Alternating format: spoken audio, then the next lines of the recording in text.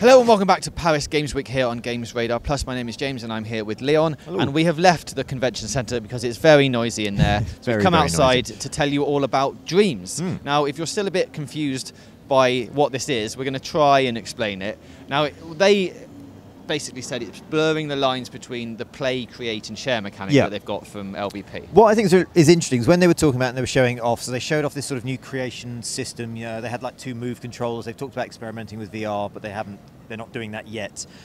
Underneath all the kind of the new presentation is basically kind of Little Big Planet 4, in that they said all the logic's there, all the sort of the previous systems there, so you can sort of program things, you can create things, you stamp objects in the world, you can customize other objects.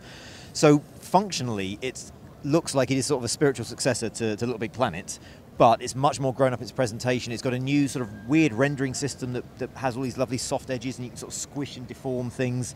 So you can make these really sort of incredible things really quickly. Yeah. Now, we must point out that it still looks really hard to make that kind of stuff. The guy who was doing it there was doing it like expertly, but he was like whizzing through menus. It was their art director, and so the menus look terrifying. That's the one thing I was slightly kind of worried about, in that he had 2 move controllers, he was pulling and stretching menus around, and you'd click on a little bubble and 15 bubbles would pop up, all with tiny little icons in, and you've obviously got to know what all these icons are and remember how to navigate it. There was the menus were huge. Now, aside from the creation side of it, even though it is all blurred in together, there is going to be a sort of single player element to it, like there is in Little Big Planet, which is going to be like Media Molecule created things, but they're probably more about teaching you how to use the tools rather than like an actual level by level thing, right? It was interesting, because the stuff they showed off, they had like one level where they were sort of, you use the creation tools to solve the puzzle, a bit like in Little Big Planet, so you built stairs out of biscuits and stuff. And another level, creation was switched off, so you couldn't use create